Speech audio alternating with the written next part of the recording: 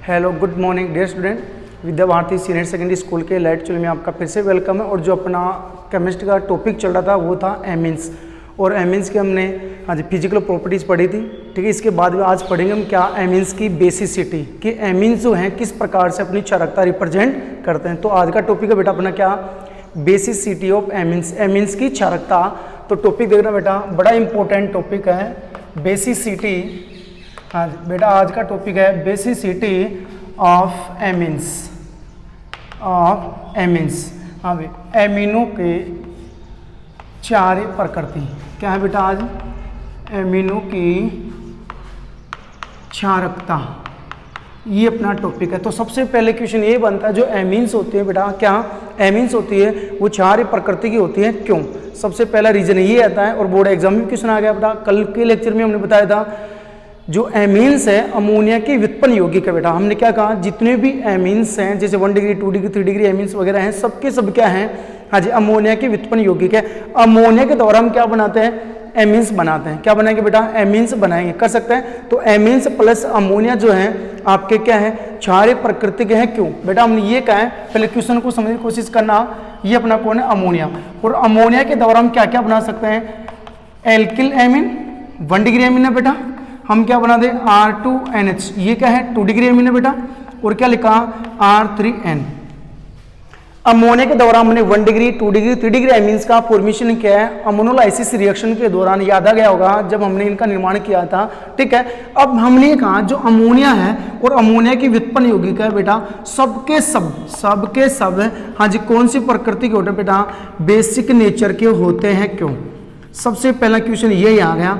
फिर देखेंगे इनका बढ़ता घटता क्रम। ठीक है, तो सबसे पहले बात करते हैं जो अमोनिया है बेटा, वो लुईस क्षार की तरह व्यवहार करती है, क्यों? ये क्वेश्चन बोर्ड एग्जाम में आ चुका अपना, क्या कि जो अमोनिया है वो लुईस क्षार की तरह व्यवहार करता है, क्यों? लुईस यहाँ पे एक वैज्ञानिक है, उसने बताया था क्षारकता और अम्लता के बारे में। हाँ जी, जिनके पास इलेक्ट्रॉन युग्म होता है वो क्षारीय प्रकृति के होते हैं, और जिनके पास इलेक्ट्रॉन युग्म की कमी होती है वो एसिड्स का काम करते हैं, अम्लता का काम करते हैं। ठीक है, तो चेक करें कि जो अमोनिया है बेटा, अमोनिया है वो लुईस के अनुसार क्या है, क्षारीय प्रकृति का है, क्यों? तो इसका आंसर क्या आएगा, क्योंकि अमोनिया में नाइट्रोजन परमाणु पर एकांक इलेक्ट्रॉन युग्म उपस्थित होता है। इस कारण से जो अमोनिया है बेटा अपना, वो कौन सी प्रकृति का है, क्षारीय प्रकृति का है। तो क्वेश्चन का आंसर मिल गया होगा। क्वेश्चन दोबारा बोल रहा हूँ बेटा, क्वेश्चन ये आया था 2015 में, क्या था, हाँ जी, अमोनिया लुईस क्षार की तरह व्यवहार करता है, क्यों? तो इसका आंसर लिखेंगे क्योंकि अमोनिया में नाइट्रोजन पर एकांक इलेक्ट्रॉन युग्म उपस्थित होता है जो H+ को आसानी से डोनेट कर सकता है, अर्थात इलेक्ट्रॉन युग्म को डोनेट करे, वही कौन होगा आपका बेटा, क्षारीय होगा, कर सकते हैं। इसी प्रकार जो एमीन्स है बेटा, कौन एमीन्स, वो भी आपकी बेसिक नेचर की होती है, क्यों? तो इनका आंसर बेटा सेम ही आएगा, क्या आएगा, चाहे 1 डिग्री एमीन के बारे में पूछे, चाहे 2 डिग्री, चाहे 3 डिग्री एमीन्स, ये सबके सब अमोनिया की व्युत्पन्न यौगिक, अमोनिया के द्वारा इनका हमने निर्माण किया था अमोनोलाइसिस क्रिया के दौरान। तो ये सबके सब बेसिक नेचर के होंगे, क्यों? तो इनका आंसर भी क्या लिखेंगे, क्योंकि इन सब में नाइट्रोजन पर क्या है, एकांक इलेक्ट्रॉन युग्म है जो आसानी से क्या कर सकते हैं बेटा, डोनेट कर सकते हैं। इसके कारण से सबके सब आपके कौन सी प्रकृति के हो गए, क्षारीय प्रकृति के हो चुके हैं, कर सकते हैं। तो जितनी भी एल्किल एमीन्स थी 1 डिग्री 2 डिग्री 3 डिग्री, और आपका जो अमोनिया है वो सबकी सब क्या है, क्षारीय प्रकृति का है। बस कारण यही लिखना आपको कि नाइट्रोजन पर एकांक इलेक्ट्रॉन युग्म उपस्थित होता है। अब सुनेगा, नेक्स्ट बात करें, एक चीज आप जानते हैं कौन सी, यदि एल्किल समूह की संख्या बढ़ेगी, एल्किल समूह की संख्या बढ़ेगी तो प्लस आई प्रभाव बढ़ता है, प्लस आई प्रभाव बढ़ता है, धनात्मक प्रेरक प्रभाव बढ़ता है, और धनात्मक प्रेरक प्रभाव बढ़ेगा तो हमेशा बेसिसिटी बढ़ती है बेटा। याद रखना, क्या कहा था हमने, जब प्लस आई प्रभाव बढ़ता है तो हमेशा क्या बढ़ती है, बेसिसिटी बढ़ती है, क्षारकता बढ़ती है बेटा। क्या बढ़ेगी, क्षारकता। अब जैसे बात करें बेटा, हमारे पास में क्या है, R है, शॉर्ट में लिख देता हूँ बेटा मैं, क्या R3N, फिर क्या लिखा बेटा R2NH, फिर क्या लिखा हमने RnH2, और क्या लिखा बेटा हमने, अमोनिया लिखा। हाँ जी, यदि ये गैस स्टेट में बेटा, ध्यान रखना गैस स्टेट की बात कर रहा हूं मैं, सॉल्यूशन की बात नहीं कर रहा, ओनली फॉर गैस अवस्था में एमिन्स का क्रम देना बेटा। ये नीट एग्जाम में आपका क्वेश्चन आ चुका है, गैस अवस्था में निम्न में से सर्वाधिक क्षारीय प्रकृति का होगा। ये सबकी सब बेटा हमने गैस स्टेट में ली है, तो इनमें सबसे ज्यादा क्षारीय कौन सा होगा, देखो सबके पास लोन पेयर हैं, लोन पेयर हैं, लोन पेयर हैं, तो इसका मतलब है बेसिसिटी तो रिप्रेजेंट करेंगे, लेकिन सबसे ज्यादा प्लस आई प्रभाव किस में उत्पन्न हो रहा है, यहां पे देखो 3 एल्किल समूह है, तो आसानी से नाइट्रोजन का क्या करेगा, ये डोनेट करेगा। हाँ जी, तो क्रम शायद इस प्रकार से बनेगा, ये क्रम बनेगा बेटा आपका बेसिसिटी का ऑर्डर बन चुका है। किसका क्रम बनेगा, ये बेसिसिटी का। इसमें एल्किल समूह 3 है, इसमें बेटा 2 है, इसमें 1 है, और इसमें एक भी एल्किल समूह नहीं है। क्वेश्चन आ जाता बेटा क्या, ये क्वेश्चन भी आ गया, एल्किल एमीन अमोनिया की तुलना में अधिक क्षारीय प्रकृति की होती है, क्यों। देखो बेटा मैं इसको बाहर लिख रहा हूं ऐसे, RnH2, मैं इसको ऐसे लिख सकता हूं HH, ओके। यहाँ पे लोन पेयर पड़ा बेटा, ठीक है, और यहाँ पे क्या आपका अमोनिया है, इसके पास भी क्या है, लोन पेयर। इन दोनों के सामने कौन बैठा है, H+ बैठा है, समान दूरी पे समान डिस्टेंस पे है, ठीक है। ये आपकी एल्किल एमीन है, ये आपका अमोनिया है। चेक करना है कि दोनों में से ज्यादा क्षारीय प्रकृति का कौन सा है, अर्थात इस H+ को सबसे पहले इलेक्ट्रॉन युग्म कौन डोनेट करेगा। चेक करें, इसमें किसी प्रकार का प्रभाव उत्पन्न नहीं है, लेकिन यहाँ पे एल्किल समूह का बेटा कौन सा प्रभाव, प्लस आई प्रभाव उत्पन्न हो रहा है, अर्थात ये इलेक्ट्रॉनों को क्या कर रहा है, डोनेट कर रहा है। किस तरफ बढ़ा रहा है इलेक्ट्रॉनों की डेंसिटी को, नाइट्रोजन की तरफ। तो नाइट्रोजन के पास इलेक्ट्रॉनों की अधिकता हो जाएगी, तो फटाफट ये इलेक्ट्रॉन युग्म जाएंगे और किसको उठा के लेके आएंगे, H+ को। कर सकता है, तो ज्यादा जो है आपका क्षारकता है वो किसकी है, 1 डिग्री एमीन की। इससे ज्यादा, यहाँ पे एल्किल समूह 2 हो गए बेटा, तो इसकी ज्यादा होगी, और इसमें एल्किल समूह कितने हो गए बेटा, 3 हो गए, तो इसकी क्षारकता और भी बढ़ जाएगी। लेकिन बेटा ये ध्यान रखना, मैं ओनली फॉर किसकी बात कर रहा हूँ, गैस स्टेट की बात कर रहा हूँ। कर सकते हैं। अब सबसे पहले बात करें सॉल्यूशन की, ठीक है, जहां से हाँ जी आपके बोर्ड एग्जाम में बेटा क्वेश्चन आ चुका है, और नीट एग्जाम में भी आपका ये क्वेश्चन आ चुका है, जी मीन्स में भी ये क्वेश्चन आ चुका है, वहां भी आपको नजर आएगा बेटा। तो देखना, विलीन अवस्था की बात करता हूं मैं सबसे पहले। विलियन अवस्था में एमिनो की या एमिनो की क्षारकता को, बड़ा इंपॉर्टेंट है, क्षारकता को प्रभावित करने वाले कारक,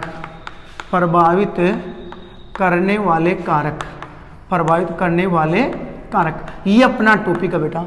इसी से सारे क्वेश्चन आपको सोल्व करने, जितने भी क्वेश्चन बनते हैं सारे इसी से सोल्व करने हैं, ठीक है। विलीन अवस्था की बात कर रहा हूं, अब की बार मैं गैस स्टेट की बात नहीं कर रहा, विलीन अवस्था की बात कर रहा हूं, मैं एक्वस अवस्था की बात कर रहा हूं। एमिनो की क्षारकता को प्रभावित करने वाले 3 ही बड़े कारण है बेटा, एक एक कारण को समझने की कोशिश करना। जो पहला है बेटा वो है हाइड्रोजन बॉन्डिंग, पहला प्रभावित करने वाला कारक है हाइड्रोजन बॉन्डिंग बेटा। नंबर 2 है आपका कौन सा, नंबर ऑफ एल्किल समूह है, number of alkyl group, alkyl समूह की संख्या। तीसरा सबसे बड़ा फैक्टर है बेटा स्टेरिक हिंड्रेंस,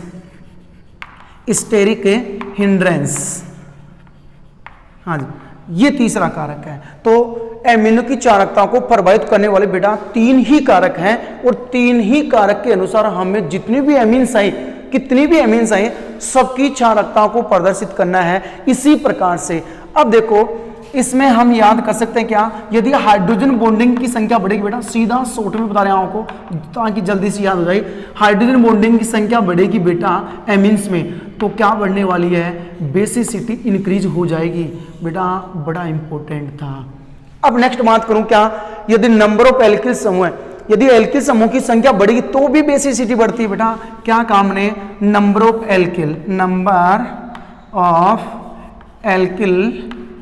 एल्किल ग्रुप, यदि एल्किल समूह की संख्या बढ़ती है बेटा तो भी क्या बढ़ेगी, आपकी बेसिसिटी इंक्रीज होती है।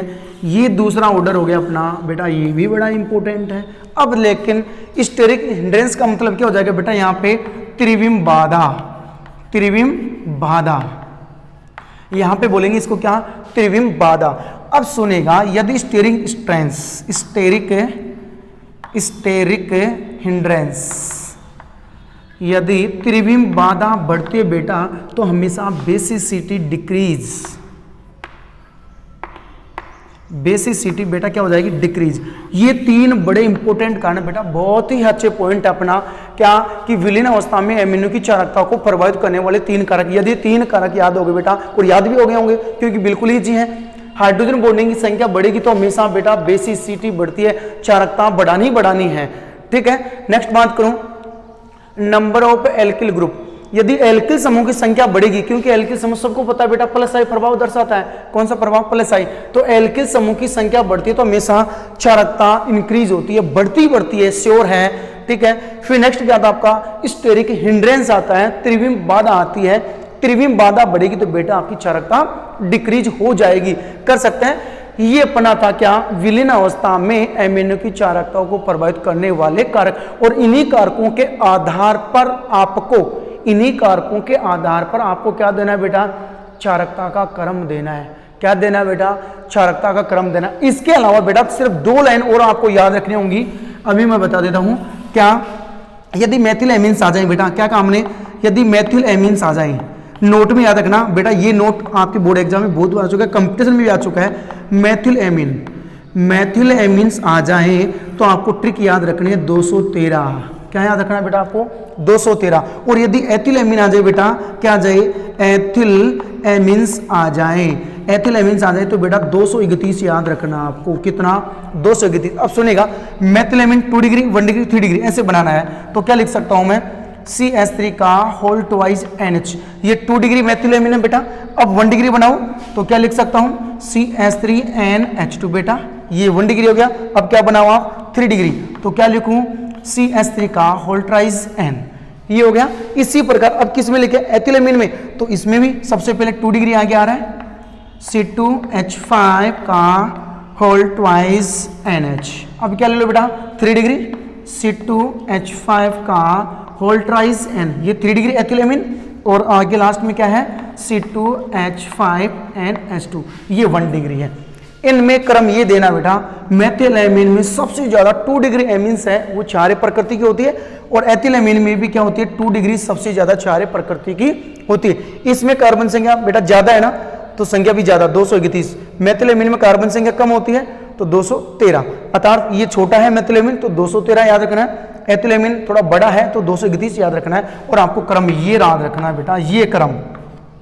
अब इनका भी रीजन देंगे कि यही क्रम क्यों बना है, इनका भी रीजन देंगे, तो बेटा आप ये भी आज नोट कर सकते हैं, बड़ी इंपॉर्टेंट लाइन थी, और इन्हीं में से सबसे ज्यादा कंपटीशन में क्वेश्चन आते हैं बेटा।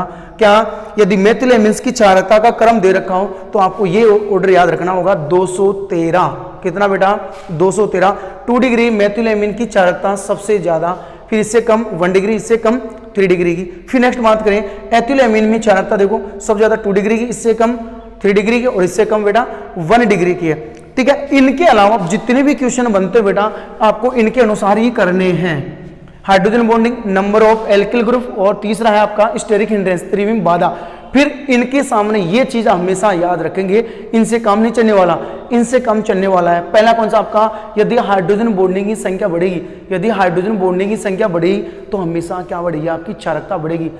कल्याण note, number 2, number of alkyl group, यदि एल्किल समूह की संख्या बढ़ेगी तो भी आपकी क्या बढ़ेगी बेटा, बेसिसिटी बढ़ने वाली है। नंबर 3, स्टेरिक हिंड्रेंस, त्रिविम बाधा बढ़ेगी तो हमेशा क्षारकता क्या हो जाएगी बेटा, डिक्रीज हो जाएगी। अब सुनो, इनका रीजन देखते हैं बेटा, बाहर निकालते हैं इनको सबको एक एक को, और आपको बताना है किस प्रकार से। तो बेटा इनको तो मैं हटा देता हूं, और इन्हीं से सारे क्वेश्चन आपको सोल्व करने हैं। तो देखिएगा, जैसे मैंने क्वेश्चन लिखा बेटा, बहुत ही अच्छा क्वेश्चन है, ये आपका 1 डिग्री एमीन है, ओके, ठीक है, और ये बेटा आपका क्या है, 3 डिग्री एमीन्स है, R3N। आज इनमें आपको देना है क्षारकता का सही क्रम कि सबसे ज्यादा क्षारीय कौन सा है। यदि गैस स्टेट में होता, कौन सी स्टेट में, गैस स्टेट में होता, तो सबसे ज्यादा क्षारीय कौन होता आपका, 3 डिग्री एल्किल एमीन होता, और ये कम हो जाता। लेकिन हम बात करें कौन सी स्टेट की बेटा, एक्वस, विलीन अवस्था की बात कर रहा हूं, विलीन अवस्था में इनका क्रम देना है, ठीक है। तो मेरे को लगता है कि सबसे ज्यादा ये होना चाहिए था ना, लेकिन बेटा ये नहीं है, सबसे ज्यादा क्षारीय ये है। अब इसका रीजन जानेंगे क्यों। मैं इसको ऐसे लिख सकता हूं बेटा, RNH, और बेटा यहां पे क्या आपका लोन पेयर, ओके। 3 डिग्री को मैं यहां लिख रहा हूं, RNR, और क्या लिखो बेटा, R लिखो, और यहां पे इसके क्या है बेटा, लोन पेयर है, बेटा क्या है, लोन पेयर है।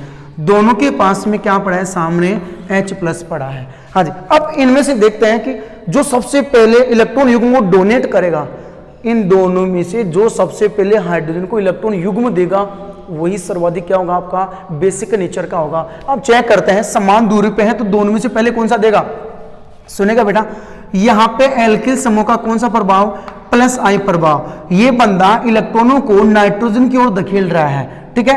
तो यहाँ पे इलेक्ट्रॉन युग्म में अर्थात इलेक्ट्रॉनों की संख्या बहुत ज्यादा हो जाएगी, इलेक्ट्रॉन क्लाउडिंग बढ़ जाएगी, डेंसिटी बढ़ेगी, तो फटाफट जाएगा और क्या लेके आएगा बेटा, H+ को उठा के लेके आएगा। कर सकते हैं। अब इनकी बात करें बेटा, इनकी बात करें तो देखो यहाँ पे एल्किल समूह का प्लस आई और इसका भी प्लस आई, इसका मतलब ये तो बहुत ही ज्यादा चार्ज होना चाहिए, फटाफट आएगा, H+ को क्या देगा, इलेक्ट्रॉन युग्म। लेकिन बेटा ऐसा नहीं हुआ, क्योंकि यहाँ पे एल्किल समूह की संख्या बढ़ने से त्रिविम बाधा उत्पन्न होगी, त्रिविम बाधा होगी, तीनों रास्ते बंद हो गए, तो जो इलेक्ट्रॉन युग्म है उसको बाहर निकलने के लिए पर्याप्त स्थान नहीं मिल पाता है, इलेक्ट्रॉन युग्म बेटा यहीं रह जाता है, बाहर नहीं निकल पाता है। बाहर नहीं निकलेगा तो इसको H+ को आज इलेक्ट्रॉन युग्म कैसे देगा, नहीं दे पाएगा ना, तो इसकी चालकता क्या हो जाएगी बेटा।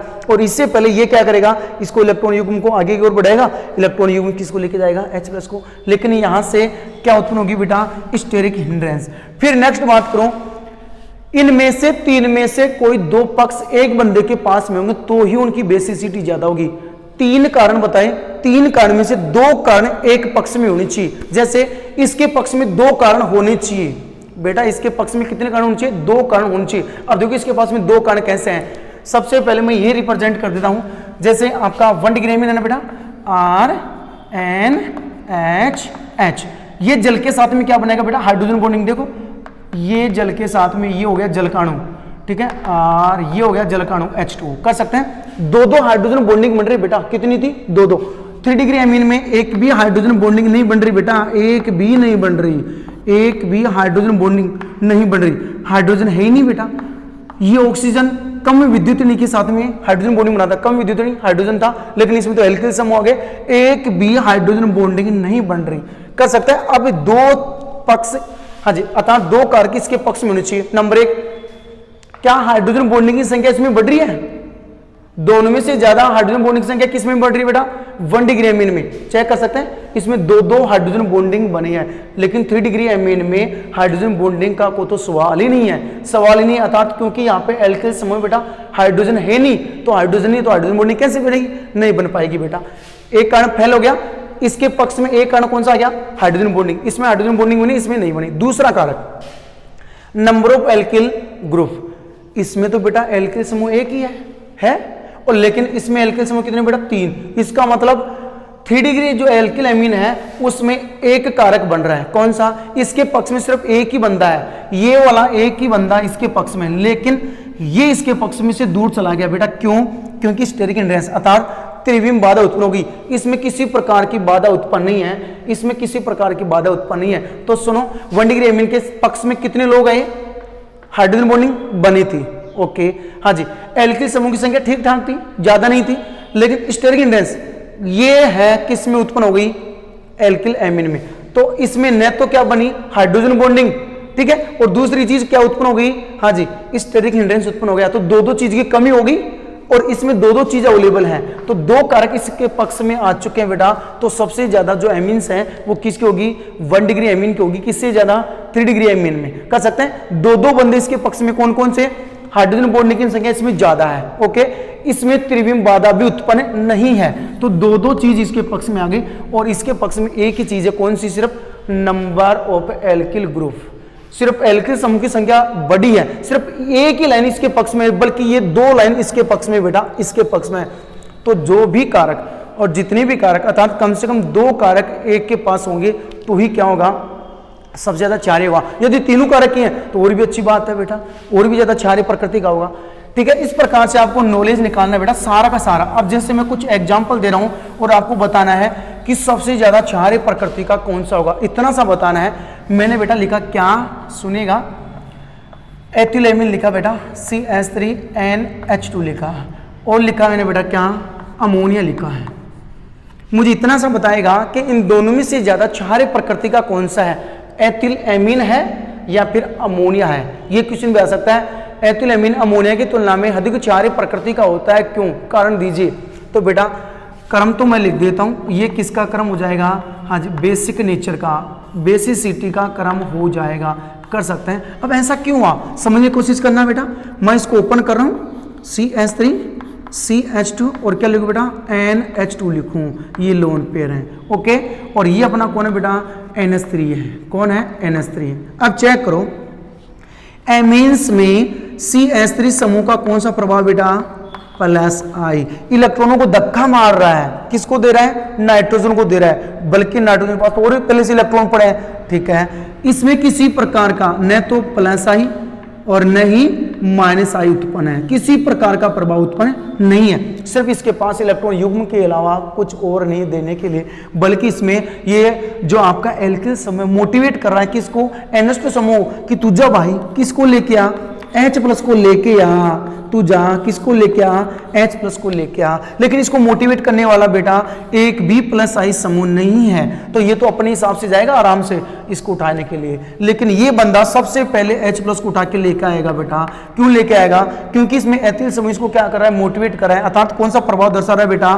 प्लस आई प्रभाव। धक्का मार रहा है, इसको मार रहा है कि जा जा जा, और किसके पास जा? नाइट्रोजन के पास जा, और नाइट्रोजन के इलेक्ट्रॉन किसके पास जाएंगे? अपने यहाँ पे हाइड्रोजन के पास जाएंगे। तो सबसे पहले जो एथिल एमीन है, एथिल एमीन का जो इलेक्ट्रॉन युग्म है बेटा वो ही सबसे पहले डोनेट करेगा अमोनिया से पहले हाइड्रोजन को इलेक्ट्रॉन युग्म। इसके कारण से इसकी बेसिसिटी बेटा क्या हो जाएगी? आपकी इंक्रीज हो जाएगी, कर सकते हैं। अब नेक्स्ट बात करना बेटा, अगली बात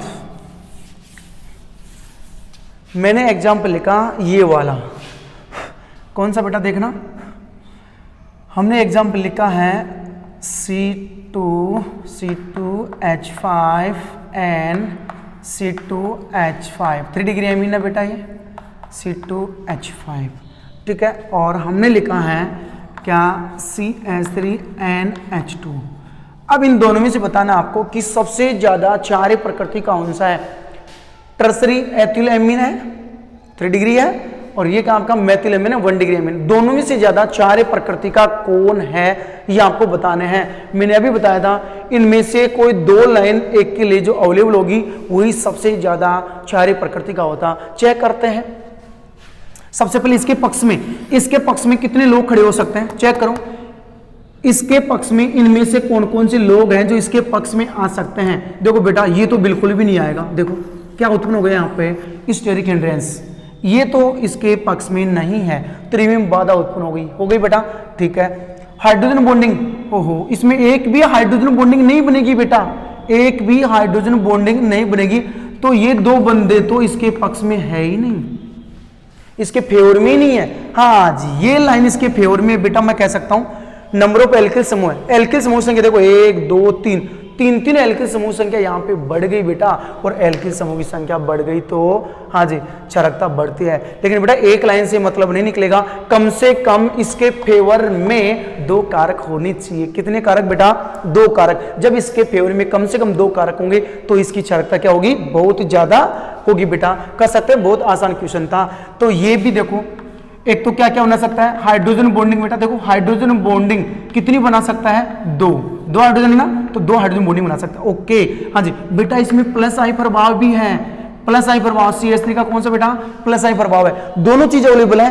हाइड्रोजन संख्या बढ़ गई, बेसिसिटी बढ़ेगी। एल्किल समूह संख्या बढ़ेगी तो भी बेसिसिटी बढ़ेगी। तो 2 लाइनें इसके फेवर में बेटा, इसी कारण से इसकी क्षारकता क्या हो जाएगी? ज्यादा हो जाएगी। कर सकते हैं। अब देखिएगा अगला, हाँ जी मैं कुछ एग्जाम्पल दूं बेटा, और आपको बताना है कि दोनों में से ज्यादा क्षारकता किसकी है। दोनों में से ज्यादा क्षारकता किसकी है? आपके पास में आ जाए बेटा, एक तो आ जाए एनिलीन, क्या कहा बेटा हमने? एलिलीन। ये है आपका कौन? एनिलीन बेटा, ये लो और ये लो, ये कौन हो गया आपका? NH2 बेटा, और ये कौन हो गया आपका? NH3 हो गया है। कर सकते हैं। अब देखना है कि दोनों में से ज्यादा बेसिसिटी का कौन है बेटा, फटाफट करेगा और बताएगा।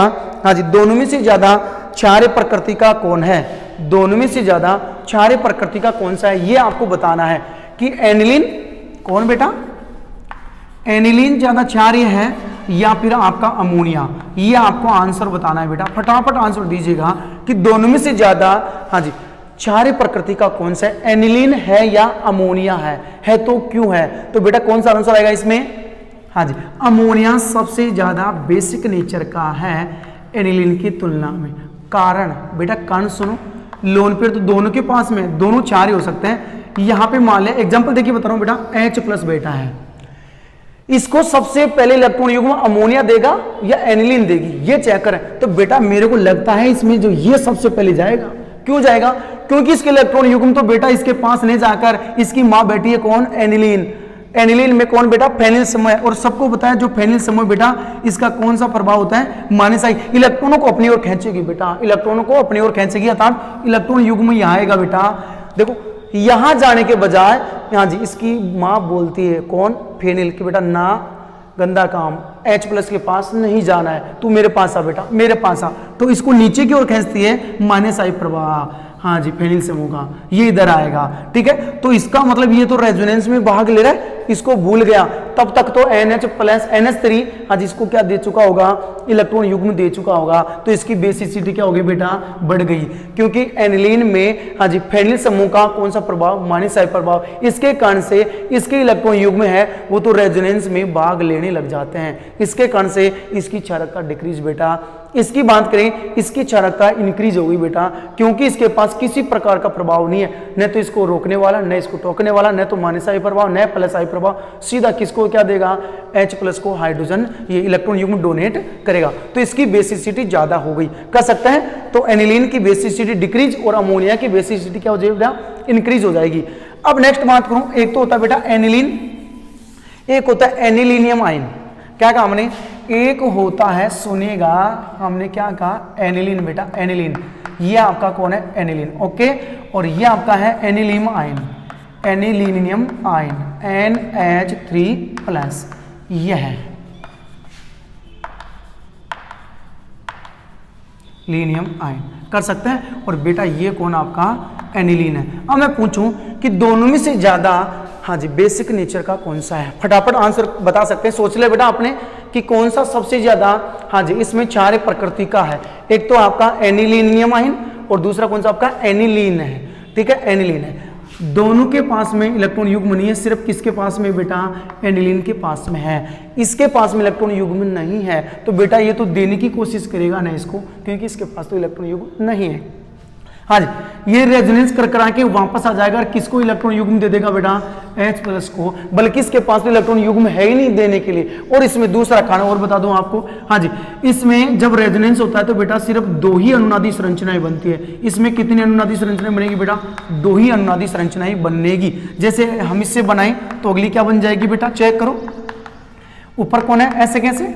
NH3+। ओके, ये बॉन्ड यहाँ आ गया, लगा दिया, ये बॉन्ड इधर आ गया, लगा दिया बेटा, ये बॉन्ड यहाँ आ गया। अब वापस करें तो यही बन जाती है। तो संरचना फर्स्ट, संरचना सेकंड, कम स्टेबल है। जिसमें अनुनादी संरचनाएं बढ़ती हैं बेटा हाँ जी स्टेबिलिटी बढ़ती है। स्टेबिलिटी बढ़ेगी तो बेसिसिटी भी बढ़ेगी। लेकिन बेटा इसमें तो 5 अनुनादी संरचनाएं बनती है। चेक कर सकते हैं बेटा, देखना हमने क्या लिखा? NH2 लिखा। अब सुनो क्या होगा? ये इलेक्ट्रॉन युग्म यदि यहाँ पे आ जाए तो पाई बॉन्ड बाहर निकलेगा ना यहाँ पे, तो इसकी संरचना फर्स्ट होगी। अब संरचना फर्स्ट से सेकंड देखो कैसे बनेगी। यहाँ पे क्या आ गया आपका? डबल बॉन्ड, कौन सा चार्ज बेटा? पॉजिटिव चार्ज आ गया। यहाँ पे नेगेटिव चार्ज और इलेक्ट्रॉन युग्म है नेगेटिव के, दोनों बॉन्ड ऐसे कैसे हैं बेटा? अब इलेक्ट्रॉन घनत्व में वृद्धि होगी ऑर्थो पोजीशन पे, मारामारी हो रही है बेटा, ये उठकर सीधा यहाँ जाए तो इसको बाहर निकलना ही पड़ेगा। ये हो गया आपकी संरचना सेकंड। अब संरचना सेकंड से देखो थर्ड कैसी बनेगी? चेक करो, डबल बॉन्ड है ना, डबल बॉन्ड। यहाँ पे क्या लगा दो आप? NH2 लगा दो बेटा। कौन सा चार्ज? Plus charge. ओके, और यहाँ पे बेटा नेगेटिव चार्ज, 2 इलेक्ट्रॉन युग्म। और ये ऐसे कैसे? स्ट्रक्चर कौन सी बनेगी बेटा? आपकी थर्ड बन गई। इसको उठाकर सीधा यहाँ सेट करो, इसको यहाँ सेट कर दो, तो आप आगे क्या लिखेंगे बेटा? चेक करो, यहाँ पे क्या आ गया आपका? NH2 आ गया। कौन सा चार्ज है? Plus charge. ये यहाँ पे आ रहा है ना नेगेटिव चार्ज, ओहो लगा दिया। यहाँ पे पाई बंद, यहाँ भी पाई बंद। ऑर्थो पोजीशन पे वापस इलेक्ट्रॉन घनत्व में वृद्धि, तो इसको यहाँ पे बॉन्ड बना दो, तो ये वापस अपना इलेक्ट्रॉन युग्म क्या कर लेगा बेटा? ग्रहण कर लेगा। कर सकते हैं। तो इससे जो नेक्स्ट स्ट्रक्चर बनेगी 5 वो ऐसे बनेगी, वापस अपना इलेक्ट्रॉन युग्म आ गया, घूम फिर के वापस आ गया। ठीक है, ये बॉन्ड, ये बॉन्ड, ये बॉन्ड। अब चेक कर सकते हैं कि इसमें वास्तव में अनुनाद हुआ है कि नहीं हुआ। इसमें चेक करें, बॉन्ड इधर आ रहा है, इसमें इधर आ गया, घूम फिर के इधर आ गया है। इसका मतलब ये क्या आपकी रेजोनेटिक स्ट्रक्चर है बेटा, रेजोनेटिक स्ट्रक्चर है बेटा, अनुनादी संरचनाएं हैं। क्या है? अनुनादी संरचनाएं। अब इसे आप और क्या बना सकते हैं? अनुनाद संकर भी बना सकते हैं। और बेटा ये भी क्वेश्चन पूछ लिया जा सकता है, एनिलीन में अनुनाद प्रदर्शित कीजिए। और बोर्ड एग्जाम में बेटा हर बार हाँ जी अनुनाद आता है, हर बार क्या आता है बेटा? अनुनाद आता है। किसी भी अणु में अनुनाद करवा सकता है। ठीक है। और ये तो आपको बता देता कि किस किस अणुओं में अनुनाद होता है, जिनमें इलेक्ट्रॉन युग्म हो या इलेक्ट्रॉन युग्म हो या पाई पाई बंद हो या फिर इलेक्ट्रॉन युग्म या पाई बंद हो, इन सब के बीच में क्या चलता है, रेजोनेंस चलता है, कर सकते हैं इस प्रकार से। तो इसमें 5 अनुनादी संरचनाएं बनने के कारण अधिक स्थायी हो गया, और अधिक स्थायी होने के कारण इसकी क्षारकता बढ़ जाती है, और एनिलीनियम आयन की क्षारकता क्या हो जाएगी बेटा, घट जाएगी, क्योंकि इसमें सिर्फ 2 ही अनुनादी संरचनाएं बन पाती है।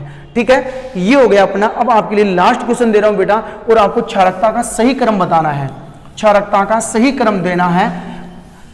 इस लेक्चर का लास्ट क्वेश्चन है बेटा आपके लिए, और बताना आपको क्षारकता का सही क्रम देना। आपको क्या देना बेटा, क्षारकता का सही क्रम, कि सबसे ज्यादा, हाँ जी, सबसे ज्यादा क्षारक कौन होगा, क्षारक कौन होगा, या क्षारकता बतानी है आपको। क्या बतानी है, बेसिसिटी बतानी है कि सबसे ज्यादा क्षारक कौन सा होगा। तो हमने लिखा क्या बेटा, CH3NH2 लिखा, हमने लिखा क्या बेटा, अमोनिया लिखा, हमने लिखा बेटा क्या, एनिलीन लिखा, NH2 लिखा, पहला बेटा, दूसरा, ये तीसरा है, अगला लिखा हमने यूं लिखा बेटा हमने यूं, NH, और क्या लिखूं, CH3 बेटा, ये आपका 4th है। और 5th अणु लिख देता हूं मैं यहाँ पे NCH3, और क्या लिखा, CH3 डाइमेथिल एनिलीन, ये आपका 5th है बेटा।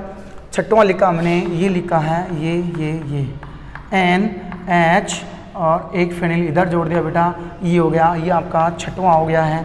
7वां देखिएगा बेटा, N, और क्या लिखो बेटा, N।